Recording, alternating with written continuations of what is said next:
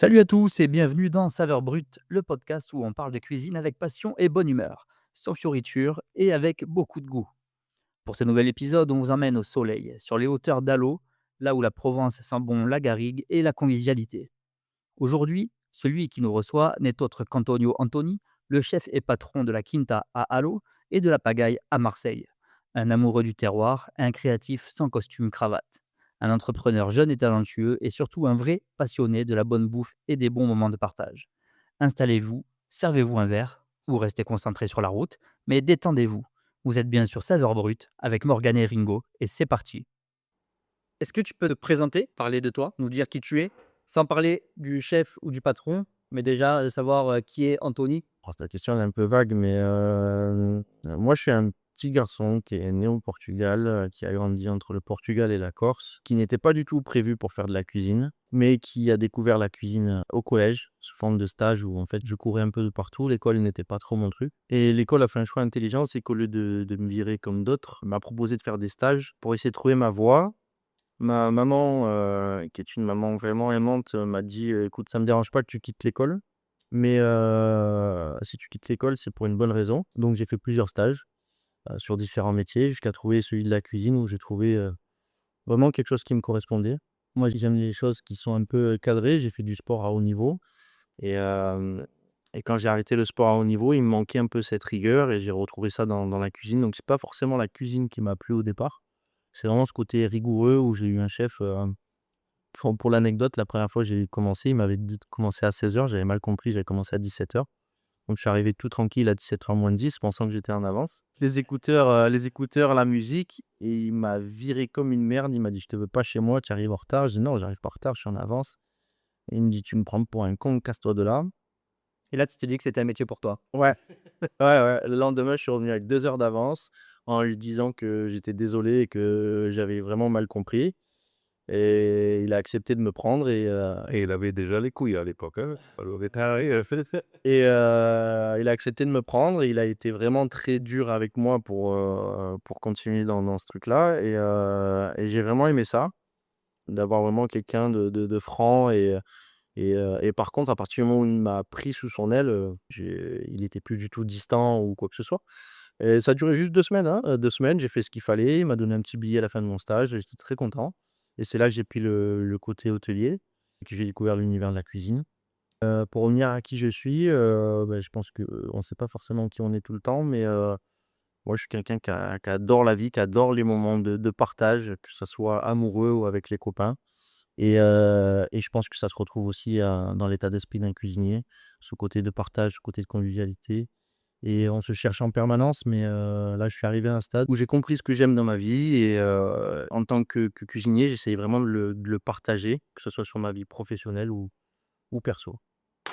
Mais du coup, aujourd'hui, tu es chef et tu es aussi entrepreneur. Moi, j'ai un profil, où on appelle ça un homme de terrain. Moi, je suis qui met les mains dedans, qui met les mains dans la merde et qui avance et effectivement, j'étais cuisinier, chef cuisinier et là, on ouvre notre troisième affaire donc j'ai laissé le bébé, à d'autres personnes, pour le côté culinaire. Donc je suis plus chef de cuisine. Je suis vraiment à temps plein entrepreneur. Pour la petite histoire, celui qui a pris le poste de chef cuisinier, c'est l'apprenti que j'avais formé ici.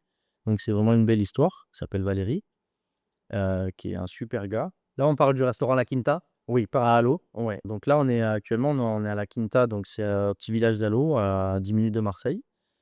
C'est là où on a fait notre premier restaurant qui s'appelle La Quinta.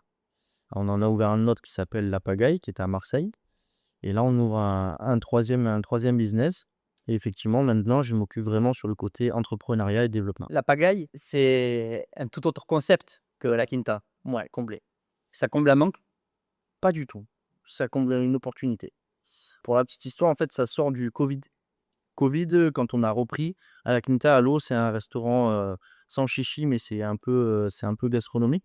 Donc on a des repas qui durent entre 1 heure et demie et 3 heures. On prend vraiment le temps et cetera et sorti du Covid, c'était pas co totalement sorti, on avait le couvre-feu qui devait se terminer à 21h. Donc nous, on s'est dit: «Comment on va pouvoir servir ce qu'on sert d'habitude alors qu'à 21h, les clients doivent partir?» C'est soit on les fait venir à 18h, mais personne n'a envie de venir bouffer à 18h, soit on trouve un autre créneau et donc pendant toute la période de couvre-feu, on a fait des tapas. On s'est dit: «On fait tapas, les mecs ils mangent quand ils veulent et au moment de partir, ils partent». Donc c'est un format beaucoup plus décontracté. Ça a cartonné et quand on a arrêté ça, parce que le couvre-feu s'est arrêté, tous les clients nous ont dit: «Mais quand est-ce que vous faites ces tapas, ces tapas, ces tapas?» On a continué à le faire ici, mais en toute transparence, si on parle business, le ticket moyen est moins avantageux et du coup, ça correspondait pas aussi à nos valeurs de ce qu'on voulait faire ici.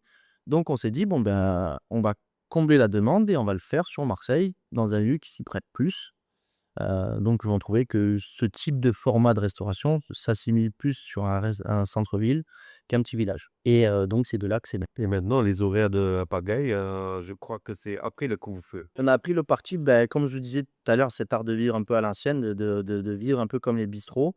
On sert jusqu'à 1 h du matin et les pli dernières réservations sont à minuit, donc on peut encore vous accueillir et vous asseoir à minuit jusqu'à 2 h du matin. Donc on arrête de servir à 1 h du matin, mais on peut rester encore même plus tard. C'est vraiment ce truc de vivre jusqu'à tard, de profiter.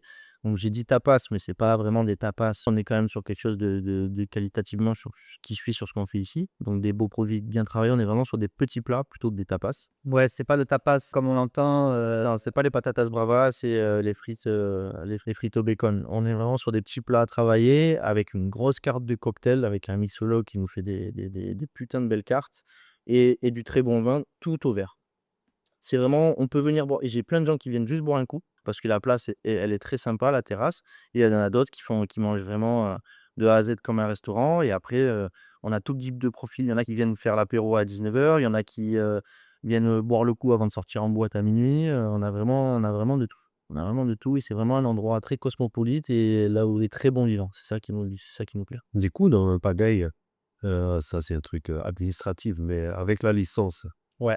est-ce que parce qu'il y en a les, licences qui existent, je sais plus c'est laquelle, où tu peux pas vendre de l'alcool ou à consommer des boissons alcoolisées si tu fais pas un il faut une licence 4. Alors, j'ai dit qu'il y en a qui boivent des coups, mais je suis pas un bar. Il y a personne qui vient boire son café ou boire son Ricard et qui repart. Par contre, il y en a plein qui boivent, leur pastis ou leur cocktail, mais ils se prennent un petit panis, il reste une demi-heure, c'est pas voilà, c'est pas OK, c'est le but aussi, hein, c'est le but, bien c'est le sûr. but. Ils viennent grignoter quelque chose, mais ils sont pas obligés de passer un repas, se mettre à table, voilà, c'est dans cet esprit-là. Parce que comme je peux voir, la pagaille, pardon. La pagaille, c'est, surtout les, comme tu as dit, des tapas, parce que tout le monde connaît ce mot Ouais. tapas, mais pour moi, c'est pas forcément les tapas, c'est vraiment, comme tu dis, les plats recherchés. Même les plats, des fois, il y a des jolies viandes avec plein de sauce dessus, ça coule de partout, mais c'est un plat, tu le mets au milieu de la table, tout le monde se partage, tout le C'est temps, ça. il goûte plein de trucs, C'est les mêmes standards qu'ici, voilà, ça ouais. on n'a pas baissé de gamme, c'est juste le mode de fonctionnement qui est totalement différent. C'est voilà, ça on met tout au milieu de la table. Après, il y en a qui partagent rien, qui se le font tranquille, mais c'est la même fonctionnement, c'est-à-dire qu'on fait nos de sauce, on fait nos viandes, c'est vraiment la même façon de travailler. On est sur les mêmes valeurs culinaires, mais on n'est pas sur le même mode de vie de consommation, Même ni, le tarif, ni voilà, c'est beaucoup plus accessible, là-bas et c'est le but. Le but, c'est, voilà, c'est vraiment que ça soit bouillonnant, ça soit vivant. Les tables sont très serrées entre elles, c'est voulu. C'est vraiment cet esprit, bon, oui, on a plein de gens qui partent en boîte après, qui se connaissaient pas, avant d'aller au resto. C'est super sympa. En plus, c'est super bien situé. Tu as les Marseillais qui sont là, tu as les touristes, pendant l'été, ils sont dans cet environ. Ouais, Parce que, si tu es sur la terrasse et tu mets un peu à gauche, tu vois vraiment ouais, tu la vue sur la vue de port, la Bonne Mère, c'est vraiment c'est bien placé. très joli et C'est au très centre historique du Panier, donc c'est vraiment, c'est plus le quartier de Marseille, donc ça il y a aussi un côté historique, touristique aussi, même si c'est pas trop ce qu'on fait. Mais oui, c'est vraiment bien placé, c'est très agréable. Comme tu dis, tu as la vue sur la Bonne Mer, le port. À partir du moment où tu mets un pied sur la terrasse, c'est vraiment dans un petit cocon et nos valeurs, bon, elles sont culinaires parce que c'est mon truc à moi. Mais il y a un vrai truc d'hospitalité, qu'on essaie de mettre en place, c'est vraiment ce truc de bien recevoir, de tu un peu froid, on te met un plaid, il te manque quelque chose, on t'en remet, voilà, tu manques jamais de rien. Ça, c'est vraiment de l'accueil au départ, voilà, notre maître mot, c'est vraiment l'hospitalité. C'est vraiment ce qui nous tient à cœur. Bon, il y a un truc qui va marquer dans ce que tu proposes, c'est, la communication. Ouais. Nous, on se connaît pas avant de faire le podcast. Alors, vous vous étiez déjà rencontré avec Ringo parce que, Ringo, fait de la formation et qu'il est intervenu dans ton restaurant pour, diverses, formations, divers échanges. D'ailleurs, c'est comme ça aussi qu'on se connaît avec Ringo de mon côté, mais nous, on se connaissait pas et il faut que je t'avoue un truc, c'est que la Quinta fait partie des établissements que j'utilisais comme, référence dans mes formations quand j'allais dans les restaurants pour parler de communication. D'accord. parce que d'abord, tu fais appel à des professionnels et ça se voit et c'est plutôt une bonne chose. On dégage toute l'essence sur les réseaux sociaux, sur tes supports de communication, de ce que tu veux montrer.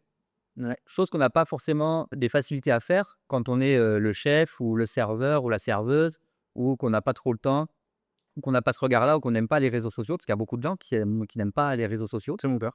Et moi, j'ai pris, la Quinta comme référence très souvent pour dire: «Voilà, regardez, tu as la Quinta, on montre l'équipe parce qu'on montre le cadre, parce qu'on met à valeur les plats, parce que, y a une vraie cohérence justement dans la communication, il y a une vraie réflexion». Je connaissais la Quinta comme ça, D'accord. sans jamais être Tu as revenu. le vanter ou c'est vrai ce que tu dis?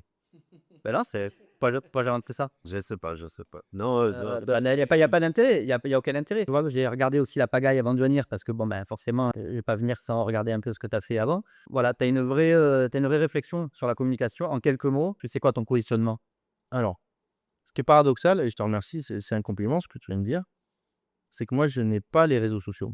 Non pas que c'est une hantise ou que je vois ça du mauvais côté, c'est juste que moi, à titre perso, j'ai pas les réseaux sociaux, parce que j'ai jamais accroché à ça. Par contre, et c'est là où ça m'a permis de savoir, c'est que moi, les 3 premières années de la Quinta, j'ai fait ça sans réseaux sociaux, ni même Facebook, ni même Instagram, ni même, ce que tu veux, et c'est des clients qui m'ont dit: «Vous devriez être sur Instagram, vous devriez être sur Facebook, vous devriez être sur TikTok». Et moi, je comprenais pas, je dis: «Mais ça sert à rien. Moi, je suis à l'ancienne», je dis: «Il faut que je fasse, je vais faire bien à bouffer et ça suivra». Ce qui est vrai, mais par contre, à partir du moment où on a mis un pied sur les réseaux sociaux, on a vraiment, décuplé l'activité et donc j'ai compris que ça avait un impact. Et après, la deuxième étape, c'est j'ai compris que ça avait un impact, mais j'ai compris que j'étais nul là-dedans. C'est que j'avais pas les codes. Vu que moi, je n'apprécie pas forcément les réseaux sociaux, j'avais pas les codes. Et c'est là que j'ai dit: «Il faut qu'on se professionnalise et il faut qu'on prenne quelqu'un». Et donc dans un premier temps, j'avais fait appel à un prestat externe, donc on avait beaucoup de retombées. J'étais pas assez gros à l'époque pour l'embaucher à temps plein. Puis il s'est passé quelques années où on a fonctionné comme ça et depuis, on a vraiment une personne qui s'en occupe à temps plein. Aujourd'hui, on a passé l'étape d'avoir une personne qui supervise nos établissements, en plus des community managers qui sont sur place, pour, avoir une vision d'ensemble et sur le long terme. Donc effectivement, l'aspect des réseaux sociaux pour un commerce est de nos jours très, très importante, pas indispensable, mais très, très importante. Et surtout sur la Quinta Alo, où on a une dimension où on est perdu, loin des gens, loin du passage. C'est un avantage quand on y est, mais c'est un désavantage quand on ne connaît pas, parce qu'on est perdu dans les collines et que personne passe devant. Donc notre seul moyen de nous faire connaître, c'est le bouche à oreille et les réseaux sociaux. Et les réseaux sociaux, c'est un bouche à oreille aujourd'hui qui fait x50 par rapport à un bouche à oreille traditionnel, parce que pour plein de raisons, mais voilà, les réseaux sociaux et notre manière de les utiliser sont extrêmement importants et on a compris que c'était, le cœur du business, quoi, Donc aujourd'hui, tu considères que ça fait partie du succès de tes affaires et de ton. à 100. Ouais, ouais, ce serait une erreur de dire que ça n'a pas d'impact sur nos affaires. Qui peut être tranchant aussi, si ça part dans l'autre sens. Parce que ça peut aller aussi, hein. Ça C'est-à-dire pas cher. comme toujours, toute pub, il peut aller dans une sens et dans l'autre. Comme tout, C'est, comme tout, mais après ça, c'est la vie d'un entrepreneur, c'est tout le temps de prendre des risques, mais là, honnêtement, sur les réseaux sociaux, c'est à double tranchant et c'est pour ça aussi que ça doit être bien maîtrisé et oui, oui, oui, bien sûr. en tout cas, chacun a son domaine de compétences, mais en tout cas, moi, j'ai compris que c'était pas le mien, mais il faut aussi comprendre les codes de ces réseaux-là. Il y a des choses qui marchent, il y a des choses pour moi qui me plaisent et community manager me dit: «Mais non, t'as pas compris». Faut comprendre que c'est un métier et qu'on peut pas tout faire et qu'effectivement, on peut pas être au four, au moulin, à l'usine, faire les vidéos, Je rebondis sur ce que tu viens de dire. Tu as dit: «Il y a des choses qui me plaisent», donc tes collaborateurs, ils te disent: «Attention, c'est pas parce que ça te plaît que c'est ce qu'il faut faire». Ouais. Et ça, tu respectes parce que tu travailles avec des gens qui sont professionnels dans leur domaine et que c'est pas le tien. Ouais. Je le souligne parce que souvent, je travaille avec des gens qui me disent: «Ah mais là, ça me plaît pas. Ah mais là, ça me plaît. C'est pas comme ça que je veux parce que ça me ressemble pas». Et des fois, je leur dis: «Mais là, on cherche pas à ce que ça te ressemble à toi ou que ce soit quelque chose qui te plaît à toi, mais on cherche à, correspondre à ta clientèle, au concept de ton établissement, à, ta carte, à Oui. quelque chose qui est cohérent avec, ton affaire». Oui, alors ça, je l'ai compris depuis que j'ai plusieurs affaires parce que en fait, quand c'est ton affaire, c'est toi. Tu as du mal à te dissocier et quand on critique ton affaire, on te critique à toi. Tu as tendance à penser que ton affaire, c'est toi. Ouais, et c'est une grosse erreur et quand tu comprends que ton entreprise, en fait, c'est quelqu'un et qu'on parlait de cadre tout à l'heure et que tu lui mets un cadre et qu'en fait, il faut qu'en permanence tu lui fasses, tu agrandisses son image par rapport au cadre que tu lui as fixé, beh, il faut que tu te détaches parce que toi, en tant qu'homme ou femme, tu grandis et il y a des choses qui te plaisent à l'instant T et d'autres qui te plairont plus tard, qui seront sûrement différentes. Mais ton entreprise, elle reflète une image et des valeurs qui seront toujours les mêmes. Et effectivement, souvent, j'avais tendance à dire: «Ouais, non, ça me plaît pas, ça me correspond pas» et cetera. Et quand tu parles à quelqu'un qui vient du marketing, qui vient de la com et qui te dit: «Non, mais ton entreprise, elle ressemble à ça, elle a telle valeur, elle a telle valeur, tu dois pas bouger de ça». Ou même des couleurs, par exemple, moi qui adore, le jaune, j'ai envie de mettre des rideaux jaunes, elle m'a dit: «Non, tu as un code couleur à respecter, tu as un truc». Et donc il faut faire confiance à des gens qui sont compétents là-dedans. Et moi, ce que j'essaie de faire comprendre à tout le monde, c'est que chacun a sa zone de génie. Le plus dur, c'est de comprendre quelle est la sienne et retirer son ego en ne pas pensant qu'on est meilleur que les autres. Et du coup, à partir du moment où moi j'ai recruté des personnes qui me semblaient plus compétentes que moi, effectivement, je leur ai donné la main parce que j'estimais qu'elles étaient meilleures que moi et quand elles me disaient que je faisais des erreurs ou que j'allais pas dans le bon sens, je les ai écoutées et je leur donne 100 raison. Ça, à son jeune âge, respect, hein, que tu as autant de réflexion aussi rapidement. Après, c'est en âme, tu es devenu un peu un businessman. Tu le comprends, il y en a pas que moi, c'est le business surtout. C'est pas donné à tout le monde. Ah ouais, non, justement. Et l'exemple pour un entrepreneur, c'est un peu comme dans une famille. Dans une famille, comme tu as un restaurant, comme tu as en famille, tu as un nouveau arrivé. Ce n'est pas tu partages dans ton cœur la place où il y a plus de place dans ton cœur, c'est juste le cœur, en fait, il va s'agrandir. Ouais. Et pour le business, je trouve ça exactement la même chose. Si tu n'arrives pas à agrandir ton cœur et d'avoir un autre business, avoir la place pour chez certains qui a peut-être des meilleures idées, etc., tu peux jamais évoluer, tu peux jamais tout rassembler. Non, mais après, paradoxalement, c'est très dur. C'est facile à dire, mais c'est vrai que c'est très dur. Moi, là où ça a été le plus dur, c'est pour donner le relais à la cuisine. En tant que cuisinier, je me suis souvent qualifié comme un ouvrier, moi, vraiment avec un de terrain qui tape dedans du matin au soir. Et quand je suis devenu un mec de bureau, ça fait Ah, ça fait bizarre. ça fait bizarre, tu vois? Tu te dis: «Je suis plus légitime et j'ai du mal à» le client où c'est moi qui lui faisais à bouffer il y a 6 mois, là, c'est plus moi, il revient. Et pour le changement de carte, tu mets comme du casse à table, tous les monde qui sautent et tout, tout, On tout. bouffe tous ensemble et souvent, de toute façon, après, quand on est entre gens, alors c'est pas prétentieux de dire ça, mais quand on est entre gens intelligents, à partir du moment où chacun met son ego de côté et sait se remettre en question, je trouve que ça va très vite. Mais honnêtement, nous, quand on fait des testings, quand mon chef, on fait quelque chose et qu'il y a des trucs où je trouve pas que c'est top ou autre, il partage toujours la même chose. Honnêtement, il va jamais me dire non, ou alors s'il est vraiment persuadé de lui, il va me dire non, mais il va me prouver le contraire, il revient demain avec un autre truc. Mais il y a jamais eu de conflit en disant: «Non, je suis pas d'accord», bêtement quoi. C'est: «Je suis pas d'accord, mais parce que je pense ça, ça, ça, ça, ça». Après, on Honnêtement, voit un peu de conflit pour évoluer de toute façon. oui, Oui. mais c'est pas des conflits, c'est vraiment des relations très saines parce que tu as des mecs qui sont dans des mecs ou des femmes qui sont vraiment dans ce désir d'évoluer tout le temps et quand il y en a un qui fait une connerie, il dit: «Ouais, tu as raison, j'ai fait une connerie, moi le premier. Moi le premier, je sais pas moi, on pense à un truc, je te dis: «Bah, je suis sûr, tu mets un peu de framboise là-dedans, ça va pepser ton truc». Le lendemain, il arrive, c'est dégueulasse et je suis le premier à te dire: Non, tu raison, je dis de la merde, on part sur ce que tu avais pensé». Donc non, non et on est tous dans cette logique-là, on n'a pas de problème là-dessus. Mais mais ouais, après, encore une fois, c'est parce que, à partir du moment où tu sais que cette personne, tu peux lui faire confiance, qu'elle triche pas et qu'elle est loyale dans ce qu'elle fait, c'est important de la laisser naviguer sur son truc. Il y a des trucs sur lesquels des fois je suis pas d'accord, mais je sais que cette personne-là, si elle le fait, elle va être plus en confiance, elle va mieux maîtriser son truc, ben je la laisse faire parce que je sais que ça va être bénéfique. Quand tu commences, tu personne. Bon, sauf les grosses marques qui voient un truc qui marche direct, mais quand tu commences, tu personne. Ouais. Et tu as un idéal, tu as un rêve et effectivement, quand tu personne, que ce soit une table de 2, de 4 ou de 30, qui correspond pas du tout ni à ce que tu fais, ni à ce que tu aimes, ni à le budget que tu aurais fait.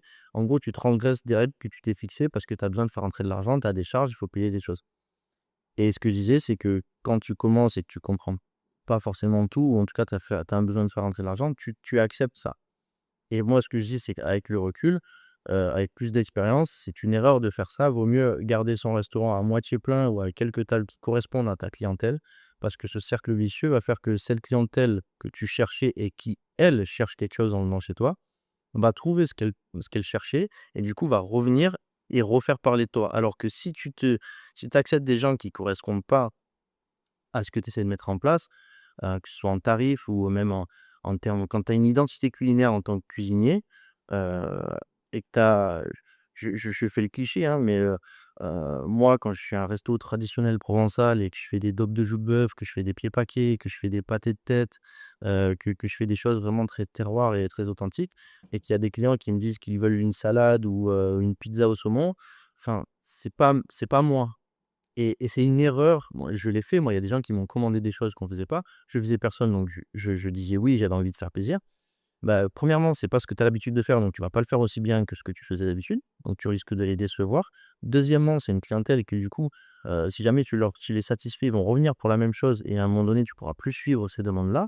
Et troisièmement, en général, d'un point de vue, comportement, tu tombes sur des gens qui n'acceptent pas de venir dans un restaurant qui propose ce qu'ils proposent. Et souvent on se dit: «Beh, quand ça marche pas, on fait des sacrifices», mais en fait, c'est des mauvais sacrifices. Il faut garder sa ligne directive et être serein de ce qu'on fait et être ferme là-dessus parce que fixer un cadre, ça va automatiquement, Fixer ton clientèle.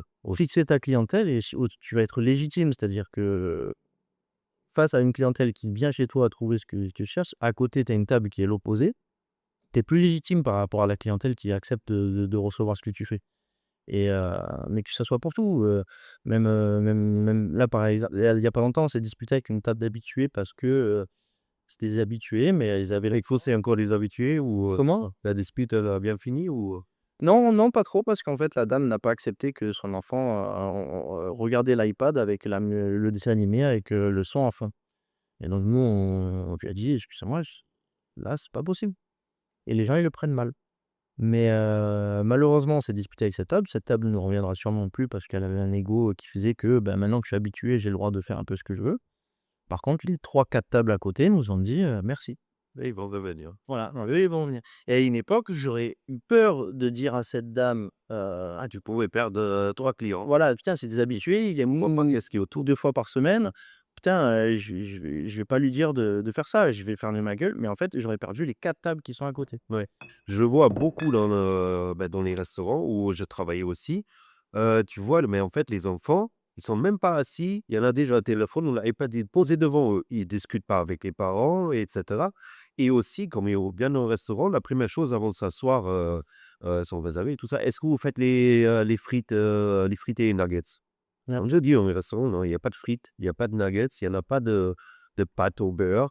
En fait, les enfants, plus petits les portions, mais ils en mangent comme un adulte qui peut manger. Que ça veut pas dire que c'est pas bon. Mmh. Il y a du poisson frais, il y en a de la viande frais comme tu as dit. Si l'enfant, comme les parents, ils sont végétariens, ben, on a plein de légumes, mais ils mangent aussi bien que les parents et les parents, ben, ça arrive: «Ah ben non, on mangera pas ici parce qu'ils ne mangent pas ça». Je dis: «Comment ça, ils mangent pas ça?» «Ben, mangez pas ici, mais je vais pas nourrir ton enfant de mauvaise façon». Ouais, moi, je pense qu'il y a un gros débat sur ça. Je suis pas forcément convaincu, je comprends la position un peu Bon, tu du lui attends le raviol en même temps, hein. mais Oui, bien sûr. non, non, mais je pense qu'il y a débat, je pense qu'il y a débat quand même sur ça. Je trouve très bien qu'est-ce qu'il a dit tout à l'heure aussi, il faut ton business plan qu'il soit en béton déjà, comme tu ouvres un restaurant et cetera. Il faut savoir qu'est-ce que tu as envie de faire et où tu le fais, c'est tout, hein. C'est ça le business plan. Il Ouais, faut savoir, tu peux pas faire, si tu aurais envie de faire, j'en sais, une bar à sushi dans un petit village de 300 habitants, peut-être ça fonctionnera pas. ouais, mais enfin, avec le Il y a recul, parce que toi, tu faisais du métier, donc tu sais ce qu'il faut faire. Mais moi, je l'ai su après ça. Tu vois? oui, Quand tu te lances, tu te dis: «Je vais faire à bouffer, point» et ouais, puis c'est mon rêve de cuisinier et et tu en as pris très jeune, tu as pris cette décision. oui, Tu as pris très jeune cette décision. Tu viens de tu as travaillé dans une grande maison en plus, non? Avec piège, ouais, c'est ça? Mais de trouver sa identi identité. identité culinaire aussi jeune dans un propre restaurant, mais c'est tellement compliqué parce qu'on ne veut pas prendre le risque, mais il Ouais, faut prendre le risque. ouais. Mais l'identité, mais je la cherche encore Mmh. et plein de choses comme ça que, bien sûr, on a une idée dans la tête, mais est-ce que ça marche? Ça marche pas. Comment je peux savoir si ça marche? C'est qu'est-ce que tu voulais dire aux, bah, les gens qui nous écoutent, les restaurateurs? S'ils se lançaient, il faut aller 100 dans le but, qu'est-ce que tu voulais faire? Parce que si ça marche pas, ben, ça marchera pas, mais tu l'as essayé. Complètement, ouais. Parce qu'il y en a pas beaucoup, surtout dans ce temps-là maintenant, ils ont la possibilité, comme toi tu as, d'avoir du recul. Parce qu'ils arriveront même pas jusqu'à là, Ouais, pour avoir du recul. Au mieux de pas regretter notre choix, notre business plan ou d'y aller à fond.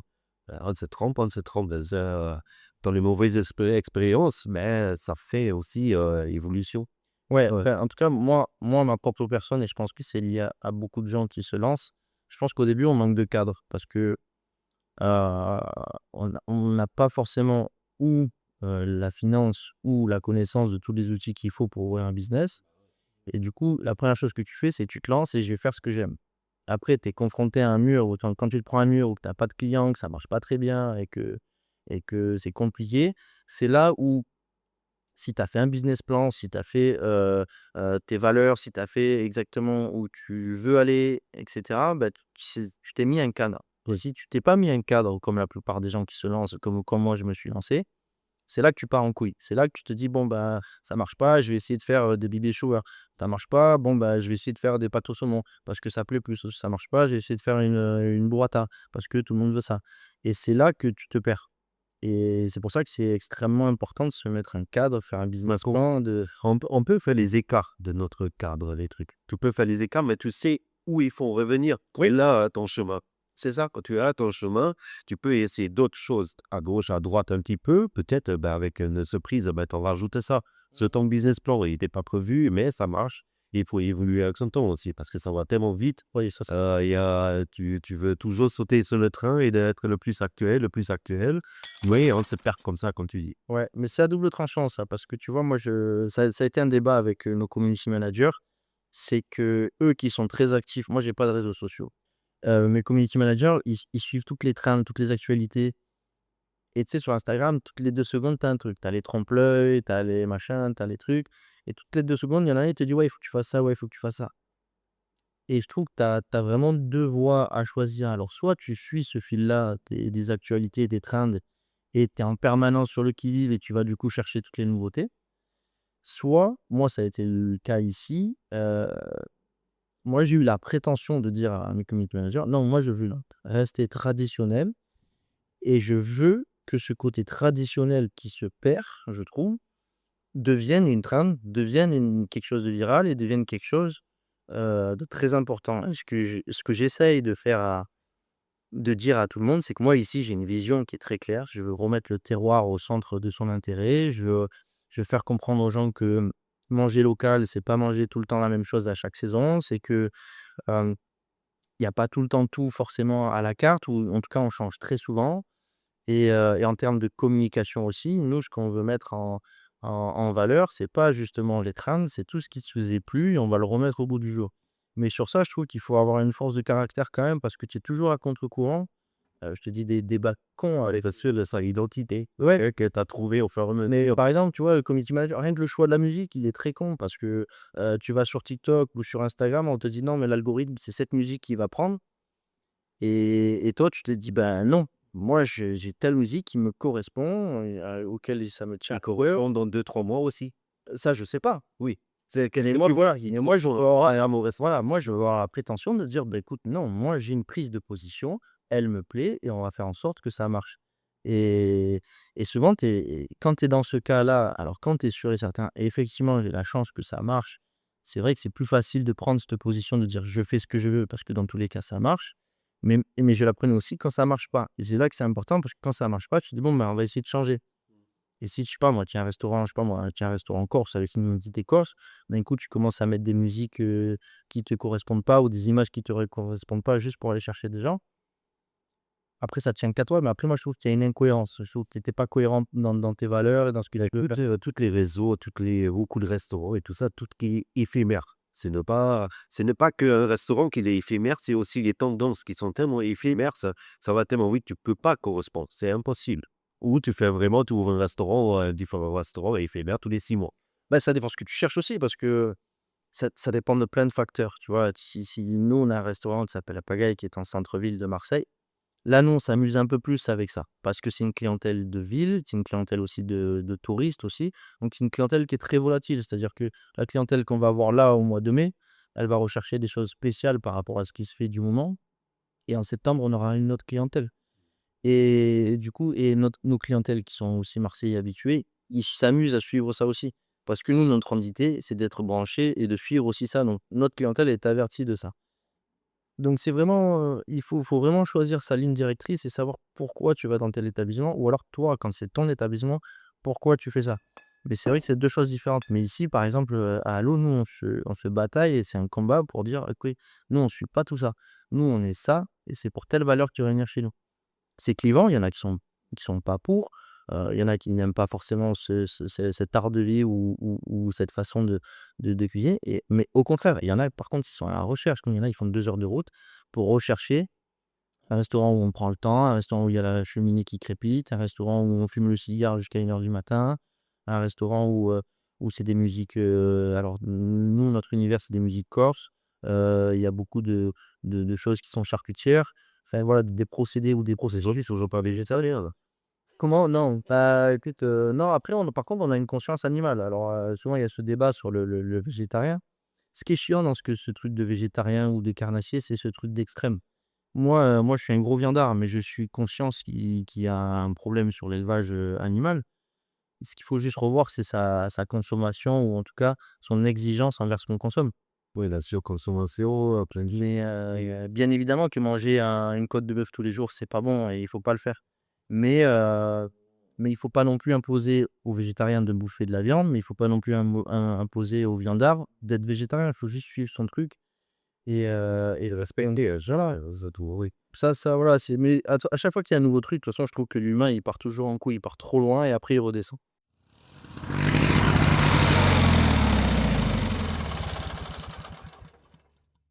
Je m'en avais parlé de ta formation Oui, oui. du lièvre Lièvre royal, là. Je dis: «Mais c'est trop bien, mais est-ce qu'il est complètement, cinglé ou est-ce qu'il m'a vraiment dit ça?» «Ouais, j'aimerais bien en refaire un peu les terrines comme à l'ancienne». On a fait avec une terrine avec du riz de veau, je me rappelle. On a travaillé, un lièvre royal. Je dis: «Mais t'es sérieux, tu veux faire un lièvre royal?»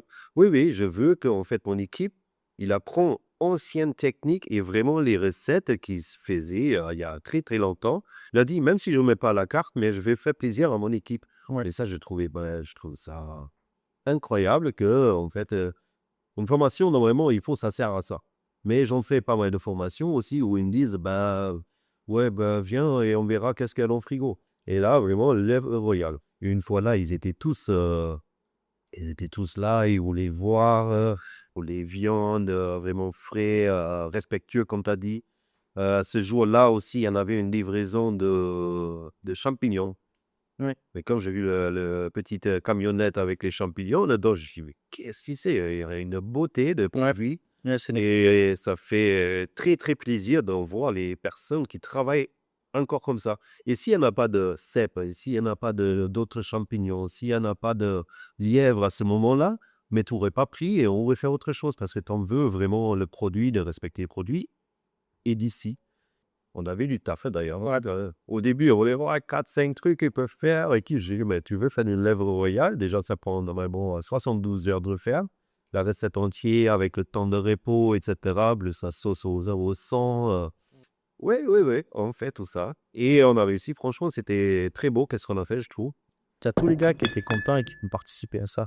Et du coup, ce qui était intéressant, c'est que moi, souvent, ce que je te disais, Morgane, tout à l'heure, c'est que souvent, j'ai un discours de vieux con, mais qui est pas perçu comme un vieux con parce que justement, le fait que je sois jeune. Et le truc du lièvre à la royale, des recettes anciennes, etc., ça a aussi attiré tous les gars. Et tous les gars, ils ont entre 15 et 25 ans. Donc tu as aussi cette partie des jeunes qui sont très intéressés par ces savoir-faire à l'ancienne et qui, en tout cas, moi, je trouve, par rapport à la vision que je partage sur pas mal de choses qui sont aussi, eux, à la recherche des choses, heu, comme des recettes à l'ancienne ou un savoir-vivre à l'ancienne et je trouve qu'il y a beaucoup de choses qui reviennent ou en tout cas, il y a un besoin de revenir comme avant et ça revient à ce qu'on essaye de faire ici. C'est que ce soit par des recettes, par de la vaisselle, par des savoir-faire, nous, ce qu'on essaye de mettre en avant, c'est vraiment un art de vivre un peu, comme avant où on reprend le temps de faire des bonnes choses mais ce lièvre à la royale, je te l'ai demandé parce que moi, je l'ai vu très peu et surtout, j'avais pas le temps de leur montrer à cette époque-là et ça fait du bien. Ça fait du bien, c'est important, mais aujourd'hui, si tu demandes à quelqu'un de te demander ça, c'est très compliqué de Non, d'en c'est trouver, quoi. oui, oui, c'est très compliqué à le trouver. une recette comme ça, vu que c'est compliqué à mettre en place, etc. Mais si tu peux, dans ton restaurant, tu en fais une semaine ou un week-end de lèvres royales, etc., pour éclater tout le monde et le montrer, waouh! Mais tu es plein, hein. Ouais. Nous, quand on fait maintenant, on s'amuse à faire des recettes un peu comme celle-ci qui sont un peu, compliquées à faire. On les fait de manière éphémère sur un week-end ou sur une semaine. Mais tu es plein. Les gens, ils sont demandeurs de ça. On est plein, on est à bloc. Logique. Mais, on fait des semaines quai-paquet, on fait des semaines livrées à la Royale, on fait des semaines, à la Maury, on fait vraiment des choses éphémères comme ça et c'est pas que notre délire, c'est les gens, ils sont à la recherche de ça et Ça veut dire la tendance, en fait, le vieux, l'ancienne, devient à chaque fois tendance. ouais, les tatouages en fait, Ça revient toujours. on en revient un peu aux réseaux sociaux, c'est-à-dire que nous, les réseaux sociaux, ils nous permettent de nous faire connaître à une clientèle qui ne nous aurait pas connus s'ils étaient pas sur les réseaux sociaux. Mais une fois qu'on t'a connu, tu as le choix d'y aller ou pas. Mais du coup, ça te permet juste de montrer à ta clientèle qui cherche ce que tu fais, à savoir que tu es là. Donc effectivement, des lièvres à la Royale, ça va pas attirer tout le monde. Mais par contre, il y a une vraie recherche par certaines personnes et il y a très peu de gens qui le font. Donc, quand il y a très peu de gens qui le font et nous, on a la prétention de le faire bien, bah, tu as beaucoup de gens qui viennent pour ça. Tu as beaucoup de gens aussi qui se disent: «Non, ça me chauffe pas». Mais il y en a d'autres qui sont à la recherche de ça et c'est pour ça que c'est très important et il y a une vraie demande, une vraie demande. Mais c'est pour ça que vous utilisez les réseaux sociaux, c'est pour la primaterie que vous faites déjà, en fait. Si, C'est une primaterie de clientèle que vous faites aussi. Parce qu'il faut faire un tri, hein. On ne peut pas correspondre à tout le monde, hein. tu pourras jamais plaire à tout le monde. Je vois 2-3 restaurants au bord de mer, ils essayent de correspondre à tout le monde. Ils ont les cartes où il y en a 72 choix, plus une vingtaine de choix pour les végétariens. Et peut-être ils sont complets aussi, hein, pendant 2-3 mois. Ouais, c'est des écoles qui sont différentes. Mais oui, On peut pas comparer.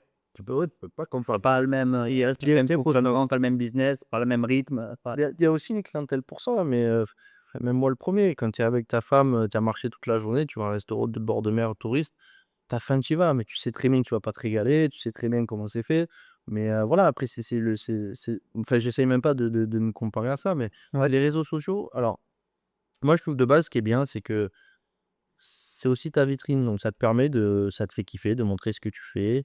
Tu as plusieurs biais, c'est-à-dire que tu as aussi la possibilité de mettre en valeur tes collaborateurs.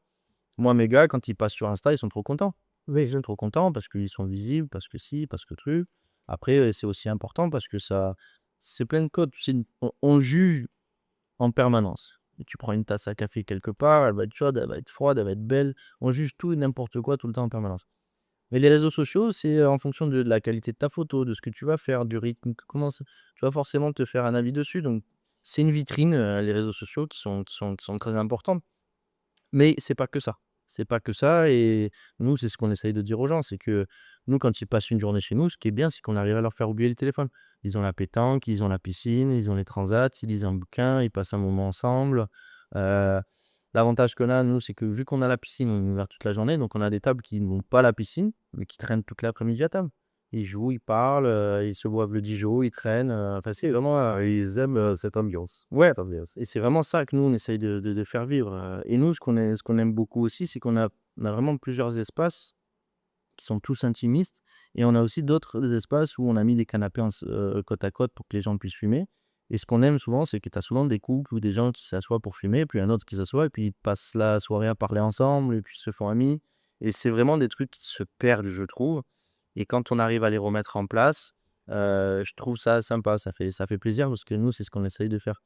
Ce côté relation humaine et que les gens perdent un peu. Là, aujourd'hui, tu as la quinta, tu as la pagaille et après, c'est quoi la suite là?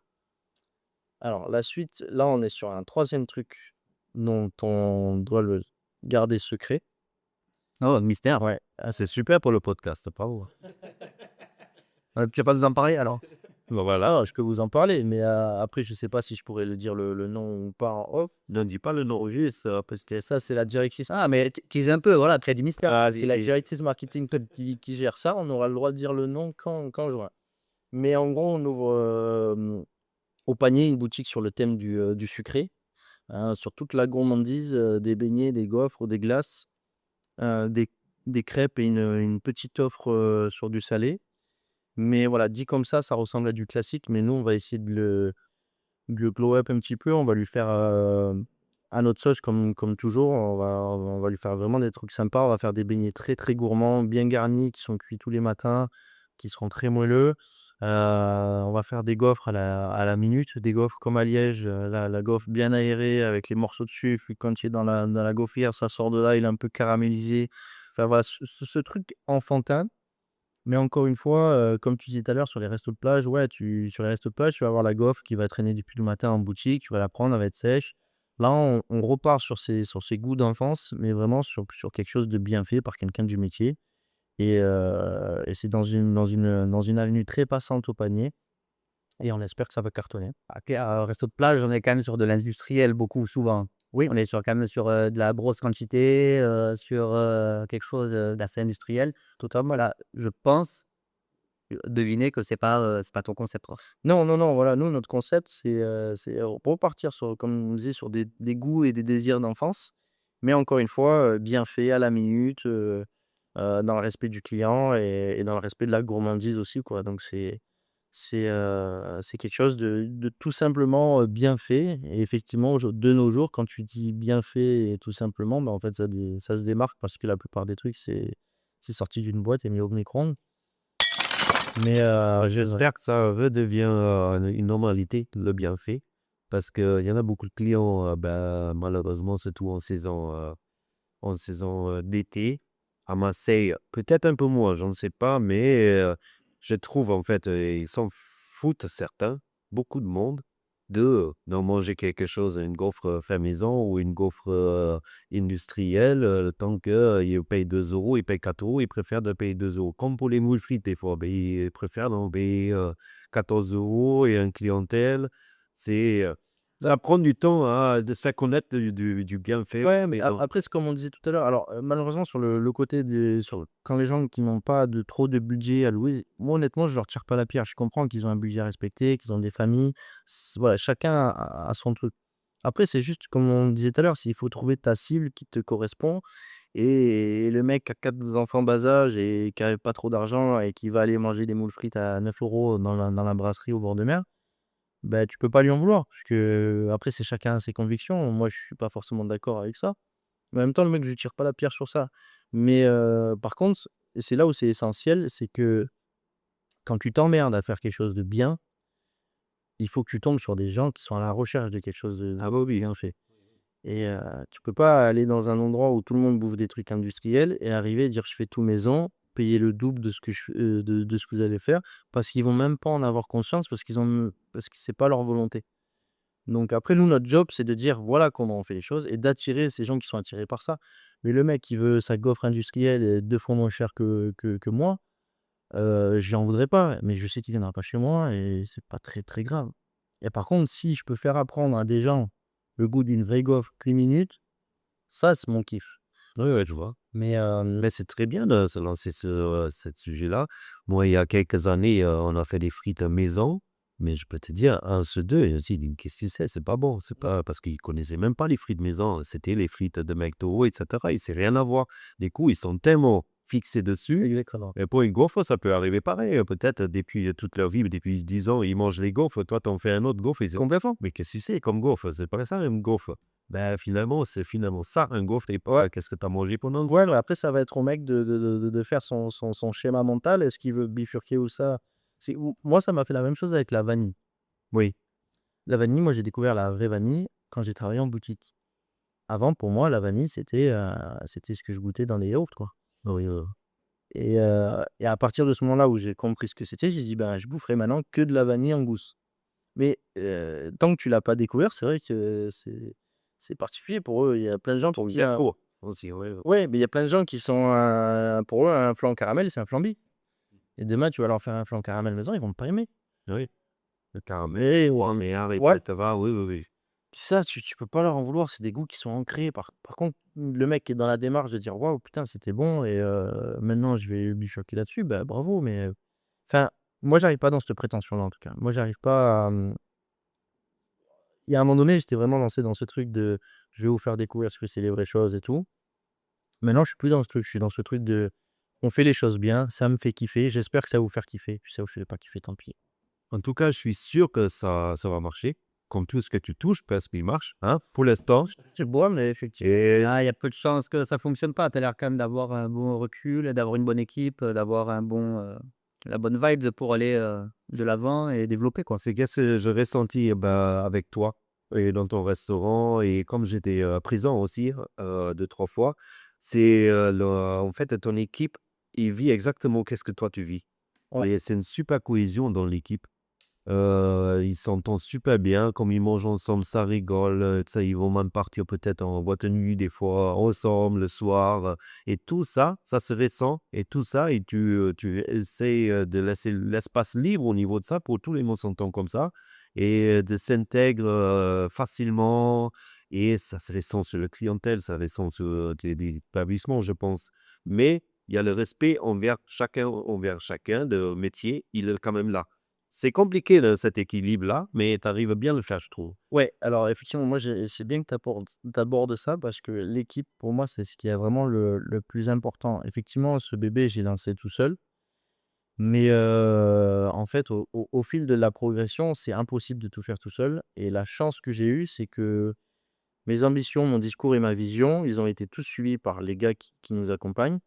Et c'est vraiment devenu une famille. Et effectivement, oui, on sort aussi en boîte tous ensemble, on va boire des coups tous ensemble, mais ils partagent tous, garçons et femmes, la même, vision que moi et ambition. Alors certains veulent avoir leur boîte, d'autres non, c'est pas la question, mais ce truc de se tirer vers le haut, de, d'aller vers les valeurs qui nous correspondent et ce sentiment de vouloir faire plaisir à l'autre, il va du plongeur au serveur et on est tous dans le même mood et d'envie de progresser. Toi qui fais des formations justement, c'est un bon exemple. Quand tu es venu faire la formation, nous on est ouvert que le soir Ouais. et ils sont venus la journée faire la formation et C'est c'est incroyable. Et à la plage, tous les monde, ils allaient se foutre. Il n'y avait pas la question qui fait quoi, un truc comme ça, c'était ensemble. ouais. Bien sûr, il faut être structuré. Bien. Non, c'est structuré, bien Ouais. sûr, mais tu as ce truc où tout le monde veut aller de l'avant, tout le monde veut progresser, tout le monde veut s'élever, mentalement, physiquement, socialement, ce que tu veux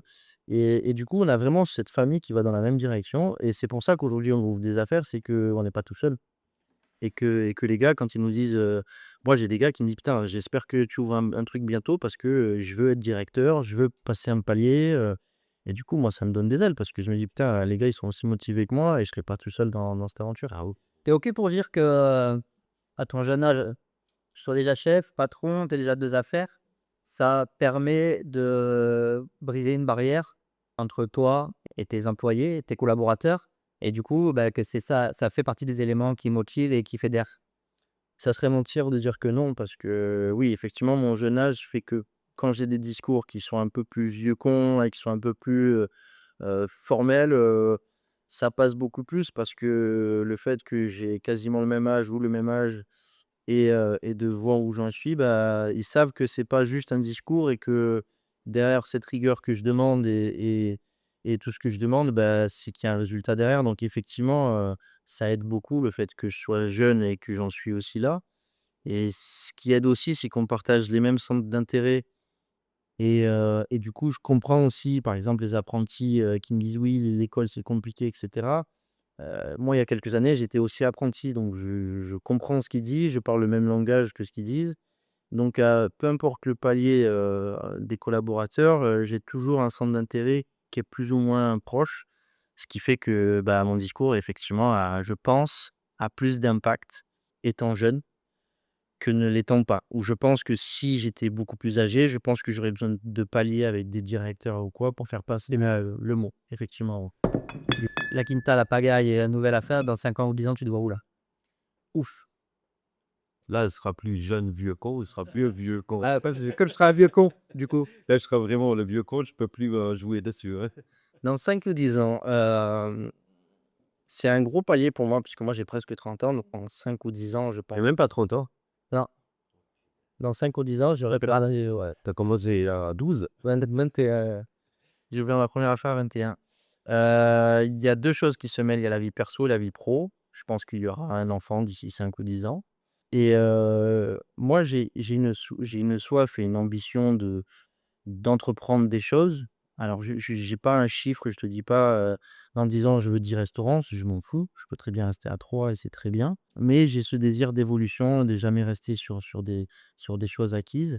Je pense que dans l'objectif dans 5 ou 10 ans, ça serait d'être, un papa présent et heureux et qui arrive à mêler sa vie pro et sa vie perso, parce que je peux pas mettre mes ambitions professionnelles de côté. Et ce qui me ferait le plus plaisir, en tout cas c'est mes objectifs, c'est d'arriver à garder quasiment les mêmes collaborateurs et qu'ils évoluent tous avec moi. Parce que je trouve que ce qui est beau dans cette aventure, c'est de pas d'être seul, c'est d'emmener des gars avec moi, les faire évoluer et qu'on grandisse tous ensemble et pas que moi sur mon piédestal et tout le monde, on s'en fout. Donc, là, dans nos objectifs, on verrait déjà au moins 2 restaurants, donc 2 restaurants qui marchent bien, asseoir ceux qui marchent, avoir des collaborateurs qui sont passés directeurs ou même intéressés sur des parts, ça serait un de mes objectifs. Grandir avec eux et moi de mon côté perso, avoir des enfants, être là pour eux et pour ma femme et mêler ces ambitions-là. Voilà, tu as terminé sur ça. Quel conseil tu donnerais là, à un jeune qui veut se lancer et ouvrir son restaurant et qui Ouais, a de la donner l'ambition? plein, oh. La donner plein, hein. Non, mais un conseil, Un le conseil. conseil. Oh, là, ça va être dur ça. C'est pas, donne des conseils, c'est là, c'est le conseil. Le conseil, le vrai conseil, on a parlé de tout, des réseaux sociaux, de se structurer, du business plan, de tout ça, mais le vrai conseil que je peux donner, c'est d'y aller, de jamais rien lâcher et et de faire ce qui lui importe le plus. Parce que souvent, je trouve je parlais tout à l'heure d'identité culinaire. Moi, quand j'ai ouvert, je me cherchais un peu et je faisais des choses pour plaire aux gens et c'est toujours pareil et plus j'avançais, plus j'étais un peu, j'avais moins de doutes envers moi-même et plus j'ai fait des trucs qui me plaisaient et quand j'ai fait des choses qui me plaisaient, ça plaisait plus aux autres. Donc Le secret, c'est la passion. ouais et c'est travailler, c'est des discours à la con, mais c'est travailler sans relâche, voilà, c'est à un moment donné, quand on fait un choix d'entreprendre, alors il faut être très averti sur le côté entrepreneurial, c'est souvent un fantasme, c'est bandant, je suis patron, mais il faut dire la réalité, c'est que pendant 3 4 ans, tu vas gagner beaucoup moins que tes salariés, même après. Tu vas faire le double des heures, tu vas travailler tout le temps, tu vas mettre beaucoup de choses de côté. Il y en a pour qui appellent ça des sacrifices, et ça en est, mais ça vaut tellement le coup si on est passionné par tout ça. Par contre, si tu es pas passionné par tout ça, ne fais pas cette connerie et reste là où tu es. Mais par contre, si tu as pris cette décision, voilà, porte tes couilles et fais le taf jusqu'au bout, du matin au soir et heu et ne lâchez jamais parce qu'un jour tu vas en récolter les fruits. Et ben, je crois que c'est parfait pour le mot de la fin.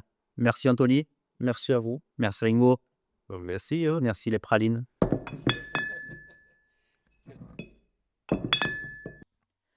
Et voilà, c'est la fin de cet épisode avec Anthony, le chef qui se cache derrière les restaurants de la Quinta à Allo et de la Pagaille à Marseille.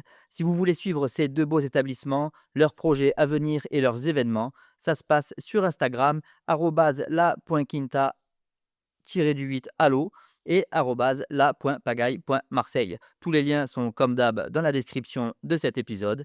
Si vous avez aimé, abonnez-vous, laissez un petit mot doux ou balancez-nous une bonne note. Ça fait vivre le podcast et ça nous file un coup de main pour que Saveur Brute remonte dans les classements au lieu de rester au fond du frigo. Merci d'avoir écouté, prenez soin de vos papilles et parce qu'il commence à faire chaud, on vous dit à très vite pour un prochain épisode très très frais.